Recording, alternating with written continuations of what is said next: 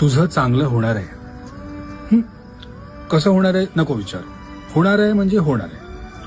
आता हे कशावरून ते पण नाही विचारायचं, फक्त विश्वास ठेवायचा. होणार आहे, चांगलं होणार आहे. बघ, काही काही चांगली माणसं आयुष्याला सुरुवात झाली असेल, चांगल्या घटना घडायला सुरुवात झाली असेल. आणि हीच तर नांदी आहे. कुणकुण लागली आहे चांगलं होण्याची. ऑन द वे आहे, चांगले दिवस ऑन द वे आहे, चांगली माणसं ऑन द वे, चांगली परिस्थिती ऑन द वे.